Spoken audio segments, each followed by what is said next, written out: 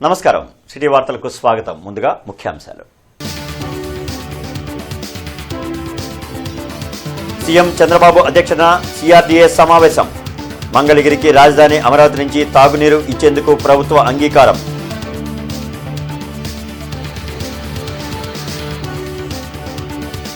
Cadre జారిపోకుండా ఉండేందుకే జగన్ ఊహాజనిత కామెంట్లు. జగన్ వ్యవహార శైలితో ఆ పార్టీ నేతలే విసిగిపోయారన్న మంత్రి పార్థసారథి.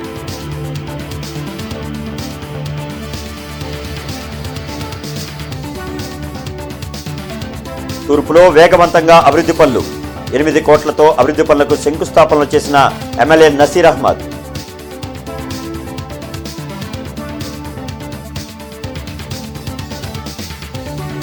ఎకో పార్క్ వద్ద పెట్రోల్ పోసి హత్య చేసిన కేసును ఛేదించిన పోలీసులు.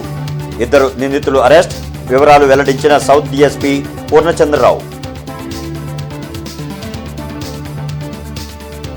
అమరావతిలో సీఎం చంద్రబాబు అధ్యక్షతన 65వ సిఆర్డీఏ సమావేశం జరిగింది.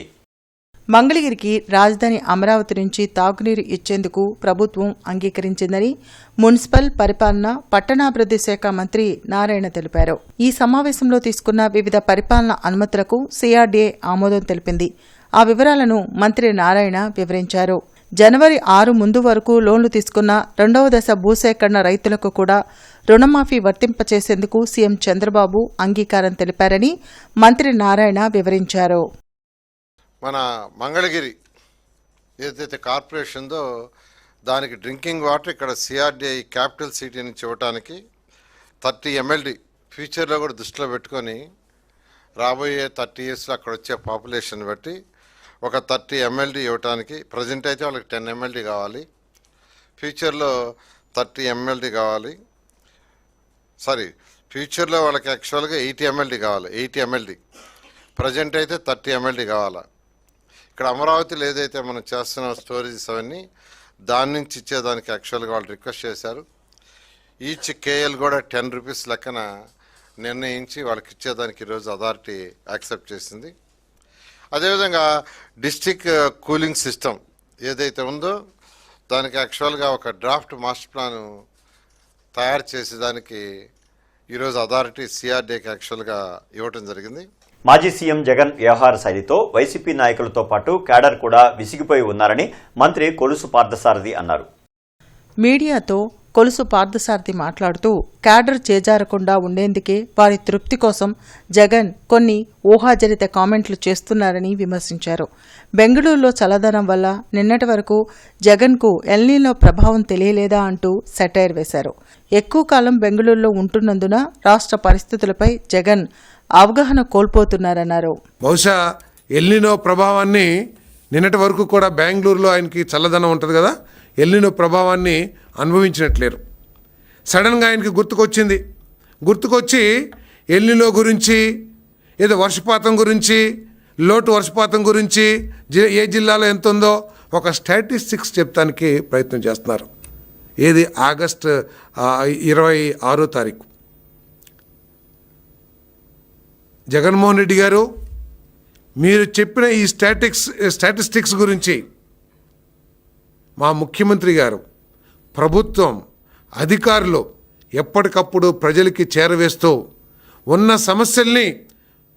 వచ్చే సమస్యల్ని వారిని అప్రమత్తం చేస్తూ ఏ విధంగా వ్యవసాయాన్ని ప్లానింగ్ చేసుకోవాలో ఎప్పుడు కూడా ప్రభుత్వం అండగా ఉందని చెప్పేసి మనం చేస్తాను. ఏదో ఎల్నీలో ప్రభావం గురించి చంద్రబాబు నాయుడు గారు కనీసం స్పందించట్లేదు, ఆ మనిషి స్పందించట్లేదని అంటున్నాడు. జగన్మోహన్ రెడ్డి గారు మీకు తెలియదేమో, బహుశా ఎక్కువ కాలం బెంగళూరులో ఉంటాం, ఏదో ఒక రోజు వచ్చేసి చేయటం మూలంగా ఏదైనా సమస్య ఉందేమో, కానీ మీకు తెలియదేమో, నేను చెప్తాను తెలుసుకోండి అని చెప్పేసి కూడా నేను సవినయంగా మనవి చేస్తా ఉన్నాను. జిల్లా వ్యాప్తంగా 50,000 మంది మహిళలకు ఉపాధి కల్పించేందుకు మదర్ తెరిసా బహుజన సేవా సంస్థ ఉచిత కుట్టు శిక్షణ తరగతులు నిర్వహిస్తున్నారని ఎమ్మెల్యే గల్లా మాధవి పేర్కొన్నారు. వికాస్ నగర్లోని మదర్ తెరిసా బహుజన సేవా సంస్థ ఆధ్వర్యంలో టైలరింగ్ లో శిక్షణ పొందిన మహిళలకు సర్టిఫికెట్లు ఇవ్వడం జరిగింది. ఈ కార్యక్రమానికి ముఖ్య అతిథిగా ఎమ్మెల్యే గల్లా మాధవి హాజరై రాయితీపై ఇచ్చే కుట్టు మిషన్లను మహిళలకు అందించారు. ఈ సందర్భంగా ఆమె మాట్లాడుతూ మిర్చియార్డ్ డైరెక్టర్ కనకం శెట్టి విజయలక్ష్మి ఆధ్వర్యంలో 50 మంది మహిళలకు టైలరింగ్ లో ఉచిత శిక్షణ ఇవ్వడం జరిగిందన్నారు. ఇటువంటి శిక్షణ వలన మహిళల్లో నైపుణ్యం పెరుగుతుందన్నారు. ఈ కార్యక్రమంలో ఎర్రగోపు నాగేశ్వరరావు, శివలీల, లంకామాధవి తదితరులు పాల్గొన్నారు. బహుజన సేవా సమితి ఆధ్వర్యంలో వికాస్ నగర్లో మహిళలకు కుట్టు మిషన్లు, అదేవిధంగా కుట్టే యొక్క నైపుణ్యాన్ని అందించే ఒక అద్భుతమైన కార్యక్రమాన్ని శ్రీకారం చుట్టడం జరిగింది. కటకం శెట్టి విజయలక్ష్మి గారి ఆధ్వర్యంలో మిర్చియా డైరెక్టర్గా ఉన్నారు. జనసేన నాయకురాలు, మాజీ కార్పొరేటర్ అభ్యర్థిగా ఉన్న విజయలక్ష్మి గారు ఆధ్వర్యంలో రాయితీతో కూడిన కుట్టు మిషన్లు అందించడం. 8,000 రూపాయలు పడుతున్న ఈ ఉషా కంపెనీ కుట్టు మిషను 4,000కే ఈ సేవా సమితి అందిస్తూ ఉన్నది. టైలరింగ్ సెంటర్ ఉద్దేశం ఏంటంటే మహిళలు వాళ్ళ కాళ్ళ మీద నిలబడి ముందుకు తీసుకెళ్ళాలి. కుటుంబంలో మహిళలు కీలక పాత్ర ఎప్పుడైనా సరే, ఏదైనా మహిళలు చదువుకున్నా మహిళలు ఒక 10 రూపాయలు సంపాదించి ఏర్పాటు చేయడానికి రాష్ట్ర ప్రభుత్వం ఎప్పుడు ముందుకు వస్తుంది. చంద్రబాబు గారి నాయకత్వంలో ఉన్నటువంటి మా కూటమి ప్రభుత్వం ఈ కుటుంబ మిషన్ సెంటర్స్ కానీ ఇంకా మహిళలకి ఏదైనా సరే ప్రోత్సహించడంలో మా కూటమి ప్రభుత్వం ముందుంది. కాబట్టి మీరందరూ చదువుకొని అదేవిధంగా కుటుంబ మిషన్ సెంటర్స్ పెట్టి ఉద్యోగం చేయటమా, కుటుంబ మిషన్ సెంటర్ పెట్టి 10 మందికి ఉపయోగపడతామా, అందరూ కూడా మీ కుటుంబాన్ని పైకి తీసుకురావడం, మన పిల్లల్ని తీసుకెళ్ళాలి, చదివించాలన్నా చేయాలన్నా చదువు ఇంపార్టెంట్. దీనికి కీలక భూమి వహించాలి మహిళ. కాబట్టి అలాంటి మహిళలు ముందుకు తీసుకెళ్ళాలి. తూర్పు నియోజకవర్గ అభివృద్ధికి ప్రభుత్వం ప్రత్యేక ప్రాధాన్యత ఇస్తోందని ఎమ్మెల్యే మొహమ్మద్ నసీర్ తెలిపారు. పేదలు, మధ్యతరగతి ప్రజలు నివసించే అనేక ప్రాంతాల్లో గత ప్రభుత్వం హయాంలో కనీస మౌలిక వసతులు కూడా లేక ప్రజలు ఇబ్బందులు ఎదుర్కొన్నారని అన్నారు. కూటమి ప్రభుత్వం ఏర్పడినప్పటి నుంచి నియోజకవర్గంలోని సమస్యలను ఒక్కొక్కటిగా పరిష్కరిస్తూ ఇంటి పన్ను, తాగునీటి కుళాయిలు, రోడ్లు, సైడ్ కాలువలు వంటి మౌలిక వసతులను కల్పిస్తున్నామని తెలిపారు. అభివృద్ధిలో భాగంగా ప్రగతి నగర్, సుద్దపల్లి డొంక, యాదవ్ బజార్, బాలాజీనగర్, కాకాని రోడ్డు ప్రాంతంలో సుమారు 8 కోట్ల విలువైన వివిధ అభివృద్ధి పనులకు శంకుస్థాపన చేసినట్లు పేర్కొన్నారు. నియోజకవర్గంలో అభివృద్ధి పనులు వేగంగా కొనసాగుతున్నాయని ఎమ్మెల్యే నసీర్ తెలిపారు. గత ప్రభుత్వం హయాంలో అభివృద్ధిని నిర్లక్ష్యం చేయడంతో నగర పరిస్థితి అస్తవ్యస్తంగా మారిందని విమర్శించారు. రానున్న కార్పొరేషన్ ఎన్నికల్లో కూటమి ప్రభుత్వానికి ప్రజల మద్దతు ఇచ్చి గెలిపించాలని కోరారు. ఈ కార్యక్రమంలో మాజీ కార్పొరేటర్ ఎల్లావుల అశోక్, షేక్ మీరావలి, 1వ డివిజన్ టీడీపీ అధ్యక్షులు మువ్వా శైలజ, కూటమి నాయకులు పాల్గొన్నారు. పూర్తి స్థాయిలో ఈ ప్రాంత అభివృద్ధి కోసం ఒక్కొక్కటిగా చేసుకుంటూ ముందుకు సాగుతూ ఉన్నాం. ముఖ్యంగా ప్రగతి నగర్ ప్రాంతం దాదాపు 3 దశాబ్దాల నుండి కనీసం మంచినీళ్ల కుళాయి కనెక్షన్ కూడా లేనటువంటి ప్రాంతం. ఈ ప్రాంతాన్ని అభివృద్ధి చేయాలనేటువంటి ఆలోచనతో గతంలోనే టెండర్లు పిలిచి దాదాపు 80 లక్షల రూపాయలతో ఈ కార్యక్రమాన్ని శ్రీకారం చుట్టాం. కానీ మధ్యలో కొంతమంది దీన్ని అడ్డం తగిలి ఆపేయడం జరిగింది. మరీ తిరిగి ఈరోజు ప్రజలందరి ఆలోచన మేరకు వీరి సహకారంతో ఈ రోడ్లన్నీ కూడా దాదాపు 18 లైన్లు ఉన్నాయి. 18 లైన్లకు సంబంధించినటువంటి రోడ్లు, అలాగే సీసీ డ్రైన్లతో పాటు ప్రతి ఇంటికి కూడా సురక్షితమైనటువంటి మంచినీళ్లు, అలాగే ఇంటి పన్ను వేయించేటువంటి కార్యక్రమాన్ని ఈ ప్రభుత్వం బాధ్యతగా తీసుకున్నటువంటి పరిస్థితులు. తప్పకుండా రాబోయేటువంటి 3 రోజుల్లో ఇవాళ ఉన్నటువంటి పరిస్థితుల్ని మార్పు చేసేటువంటి విధంగా ఈ ప్రభుత్వం ముందుకు సాగుతుంది. నల్లపాడు పోలీస్ స్టేషన్ పరిధిలో ఎకో పార్క్ వద్ద పెట్రోల్ పోసి ఒక వ్యక్తిని హత్య చేసిన 2 నిందితులను అరెస్ట్ చేశామని సౌత్ డీఎస్పీ పూర్ణచంద్రరావు తెలిపారు. సౌత్ డీఎస్పీ కార్యాలయంలో జరిగిన మీడియా సమావేశంలో డీఎస్పీ జి పూర్ణచంద్రరావు మాట్లాడారు. తన కుమారుడు కనిపించడం లేదని ఈ నెల 14వ తేదీన మృతుని తల్లి శాంతమ్మ ఇచ్చిన ఫిర్యాదు మేరకు నల్లపాడు పోలీస్ స్టేషన్లో మిస్సింగ్ కేసు నమోదు చేయడం జరిగిందన్నారు. నిందితుడు బుల్లయ్యకి తురకపాలెంకు చెందిన మహిళతో వివాహేతర సంబంధం ఉందన్నారు. అదే మహిళతో మృతుడు ప్రసన్నకు వివాహేతర సంబంధం ఉందనే అనుమానంతో మృతుడు ప్రసన్నను మద్యం సేవించేందుకు ఇంటి నుండి తీసుకుని వెళ్లి రాయితో తలపై కొట్టి హత్య చేశారని చెప్పారు. ఆధారాలు లేకుండా చేయడానికి శవాన్ని పెట్రోల్ పోసి కాల్చారన్నారు. మృతదేహంపై ఉన్న దుస్తులను తల్లి శాంతమ్మ చూసి గుర్తుపట్టడంతో చనిపోయింది ప్రసన్న అని గుర్తించామన్నారు. నిందితులను అరెస్ట్ చేసి విచారించగా హత్య చేసినట్లు ఒప్పుకున్నారని చెప్పారు. ఈ కార్యక్రమంలో పోలీసు సిబ్బంది పాల్గొన్నారు.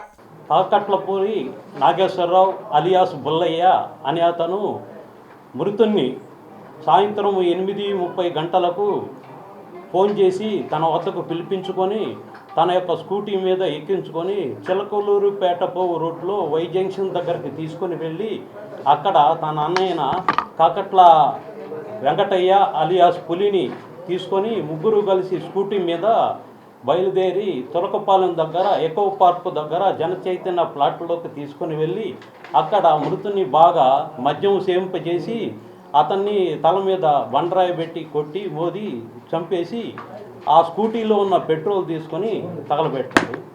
ఈ హత్యలో దీన్ని 26/8/2021 తేదీన సాయంత్రం 7 గంటలకు వీళ్ళ సమక్షంలో మీడియేటర్ల సమక్షంలో అరెస్ట్ చేసి రిమాండ్ నిమిత్తం పంపించడం జరుగుతుంది. నేపాల్లో వరదల నేపథ్యంలో అక్కడ చిక్కుకున్న ఆంధ్రప్రదేశ్ వాసులను గుర్తించి సురక్షిత ప్రాంతాలకు తరలించేందుకు చర్యలు తీసుకోవాలని సీఎం చంద్రబాబు అధికారులను ఆదేశించారు.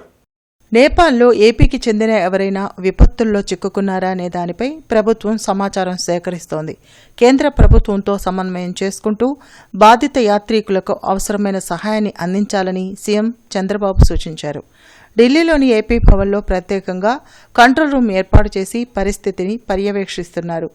ఆర్టీజీ ద్వారా కూడా నిరంతరం పర్యవేక్షణ కొనసాగిస్తూ నేపాల్లోని ఏపీ వాసులకు అవసరమైన సహకారం అందించాలని సీఎం ఆదేశించారు. సహాయం కోసం ఏపీ భవన్ కంట్రోల్ రూమ్ 011-233-84016, 011-233-87089 నంబర్లను, వాట్సాప్ 9059824101ను సంప్రదించవచ్చని అధికారులు తెలిపారు. మంగళగిరిలోని నిడమర్రు రైల్వే గేట్ వద్ద ఆధునిక హంగులతో మోడర్న్ రైతు బజార్ నిర్మాణ పనులకు మంత్రి నారా లోకేష్ భూమి పూజ శంకుస్థాపన చేశారు. దేశంలోనే ఆదర్శ నియోజకవర్గంగా మంగళగిరిని తీర్చిదిద్దేందుకు విద్యా ఐటీ శాఖల మంత్రి నారా లోకేష్ నేతృత్వంలో వేగంగా అడుగులు పడుతున్నాయి. ఈ క్రమంలోనే మంగళగిరిలోని మోడర్న్ రైతు బజార్కు మంత్రి లోకేష్ శంకుస్థాపన చేశారు. ఈ రైతు బజార్ 5.90 ఎకరాల్లో 18.55 కోట్ల వ్యయంతో మోడర్న్ రైతు బజార్ను నిర్మాణం చేయనున్నారు. ముందుగా నిడమర్రు రోడ్డులోని శంకుస్థాపన ప్రాంగణానికి చేరుకున్న మంత్రి లోకేష్ కు టీడీపీ నాయకులు, కార్యకర్తలు, స్థానిక ప్రజలు ఘనస్వాగతం పలికారు. అనంతరం మోడర్న్ రైతు బజార్ నిర్మాణ పనులకు మంత్రి శంకుస్థాపన చేశారు. ఈ సందర్భంగా ఏర్పాటు చేసిన శిలా ఫలకాన్ని ఆవిష్కరించారు. ప్రాజెక్టు నమూనా చిత్రాలను పరిశీలించి వివరాలను మంత్రి లోకేష్ అడిగి తెలుసుకున్నారు. మంగళగిరిలో నిడమర్రు రోడ్లో రైతు బజారు, మోడర్న్ రైతు బజారు స్థాపిస్తాం. చాలా సంతోషంగా ఉంది. ఇది ప్రజలందరూ కూడా ఉపయోగకరంగా ఉంటుంది. అట్లనే ఈ నిడమర్రు రైల్వే ఫ్లైఓవర్ కూడాను శంకుస్థాపన జరిగింది. కార్యక్రమం మొదలవుతుంది. అట్లనే రాజధాని పనులు బాగా ఊపందుకున్నాయి. అట్లా నారా లోకేష్ గారికి ధన్యవాదాలు. అమరావతి రాజధాని ప్రాంతంలో టైటస్ బాబు కుటుంబం రియల్ ఎస్టేట్ వ్యాపారంలో అనేక మందిని మోసం చేసి కోట్ల రూపాయలు దండుకున్నారని మాజీ మంత్రి రావెల కిషోర్ బాబు ఆరోపించారు. లాడ్జ్ సెంటర్లో జరిగిన మీడియా సమావేశంలో ఆయన మాట్లాడారు.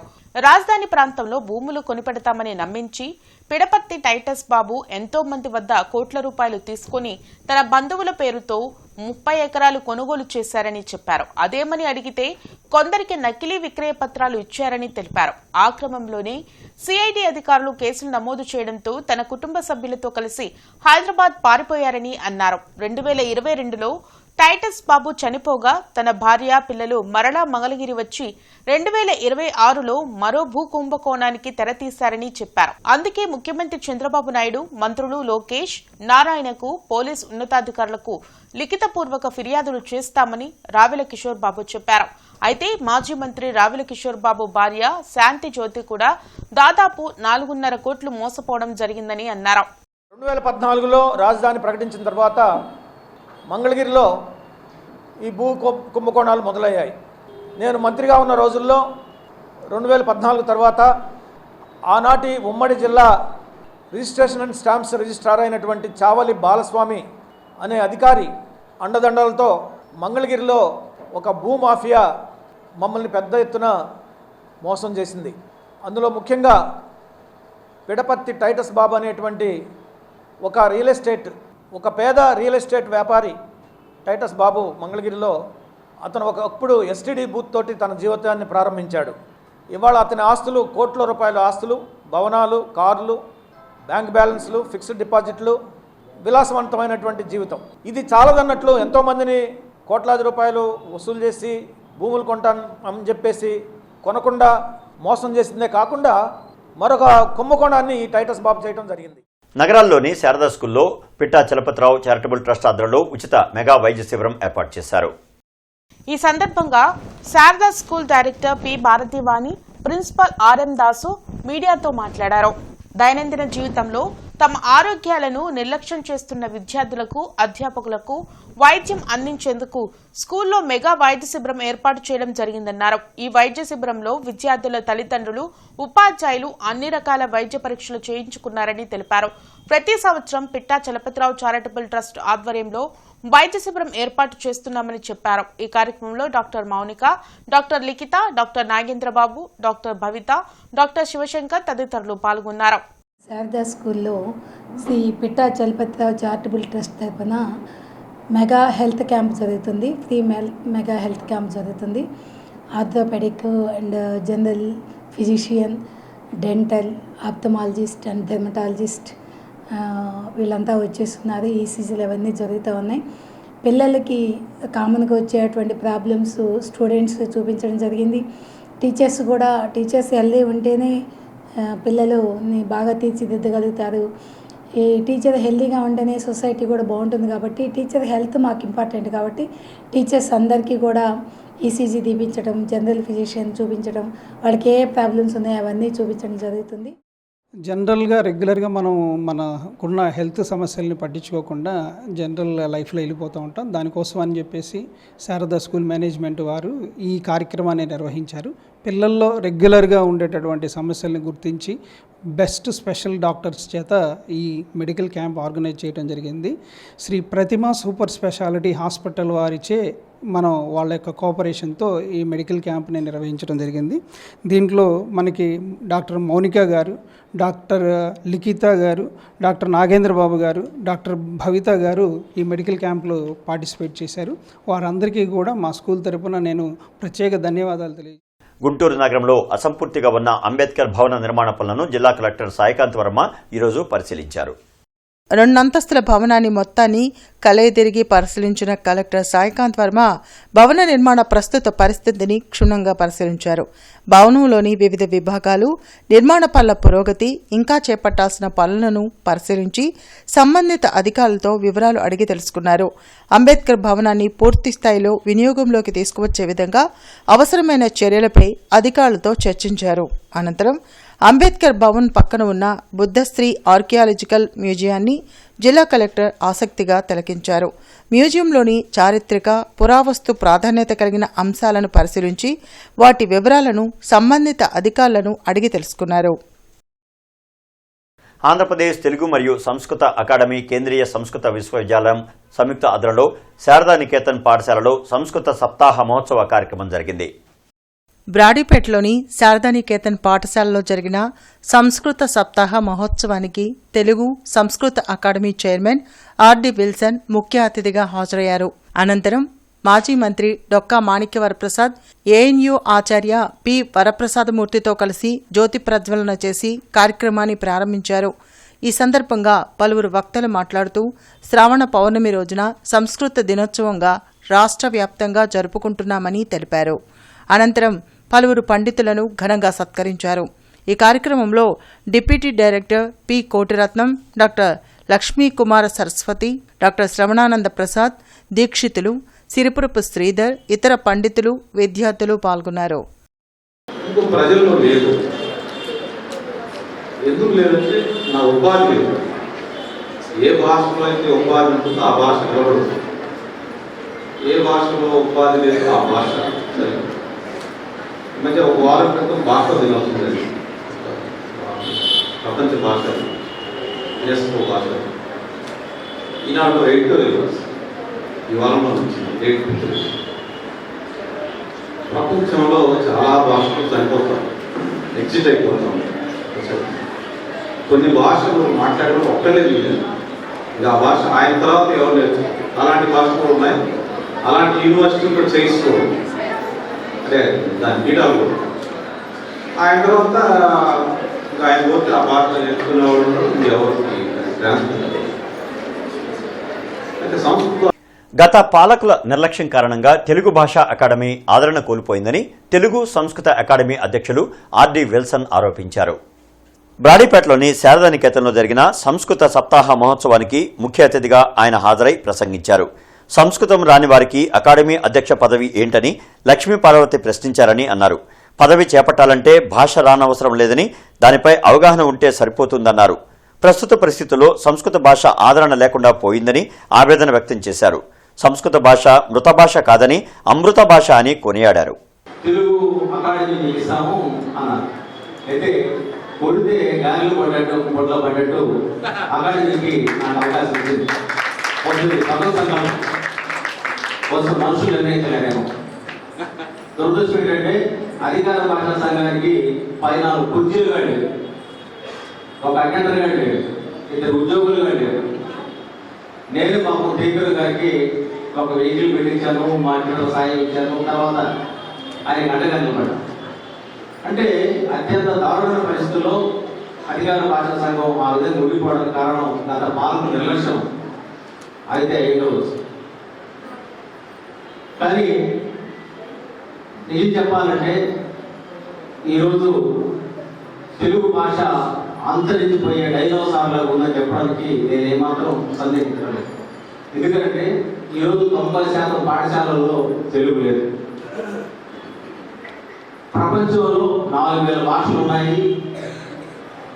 400 భాషలు భారతదేశంలో లిపిలో ఉన్నాయి. 22 భాషలు రాజ్యాంగం గుర్తించుంది, షెడ్యూల్ పెట్టుంది. ఆ భాషలో తెలుగు భాష ఒకటైతే ఆ తెలుగు భాష మరి ఈరోజు అత్యంత దయనీయ పరిస్థితిలో ఉంది. స్థానిక మార్కెట్ సెంటర్లోని హిందూ కళాశాలలో ఈరోజు ఇంటర్మీడియట్ విద్యార్థులకు ఫ్రెషర్స్ డే వేడుకలు జరిగాయి. ఈ సందర్భంగా సీనియర్ ఇంటర్ విద్యార్థులు, జూనియర్ ఇంటర్ విద్యార్థులకు ఘన స్వాగతం పలికారు. కార్యక్రమంలో కళాశాల కార్యదర్శి చెరువు రామకృష్ణమూర్తి ముఖ్య అతిథిగా విచ్చేశారు.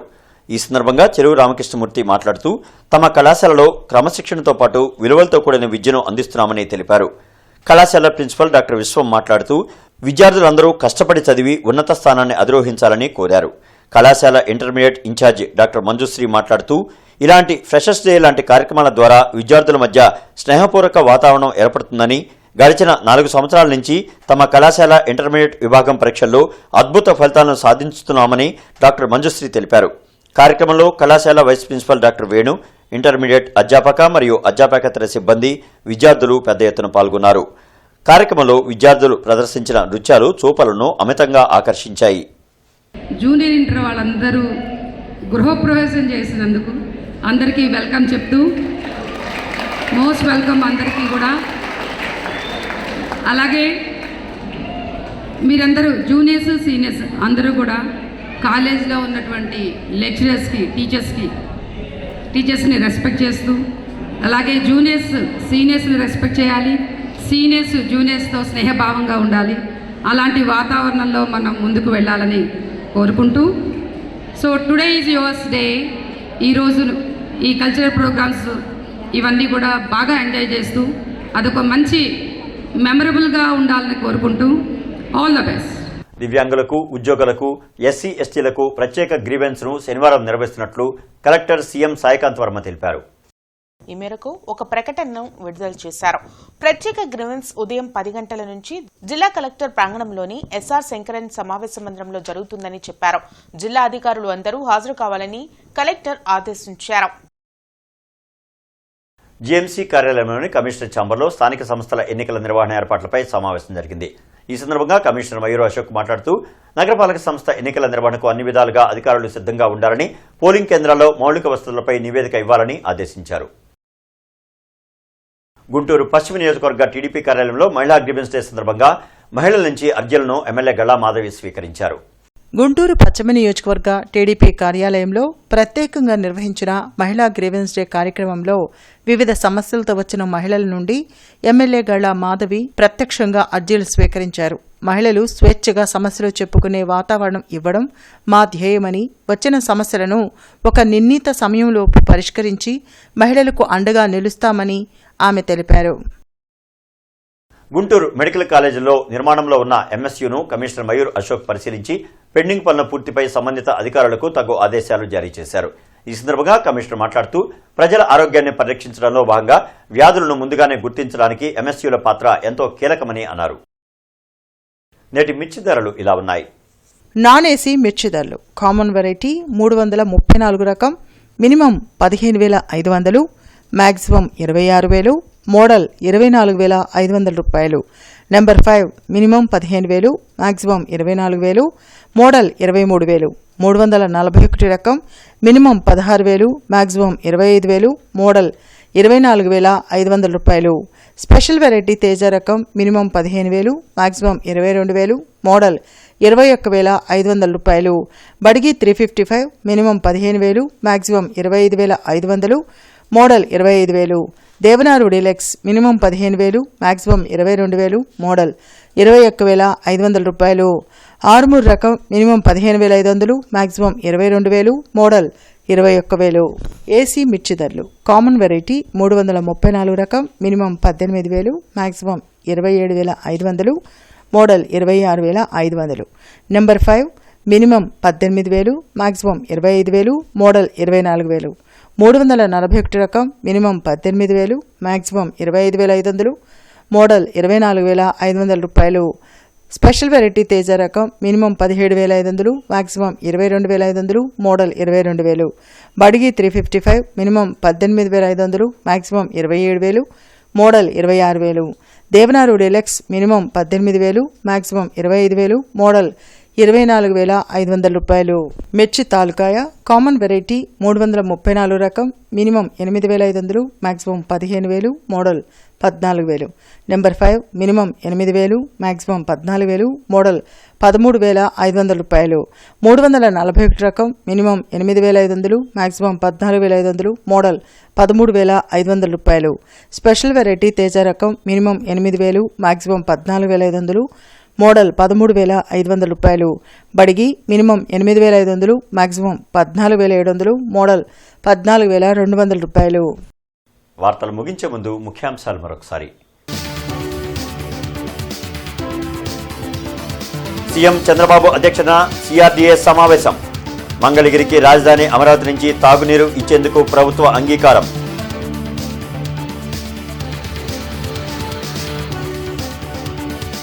క్యాడర్ జారిపోకుండా ఉండేందుకే జగన్ ఊహాజనిత కామెంట్లు. జగన్ వ్యవహార శైలితో ఆ పార్టీ నేతలే విసిగిపోయారన్న మంత్రి పార్థసారథి.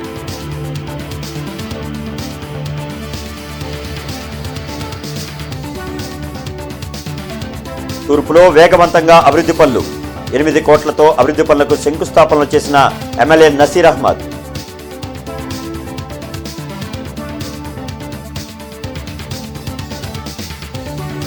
ఎకో పార్క్ వద్ద పెట్రోల్ పోసి హత్య చేసిన కేసును ఛేదించిన పోలీసులు.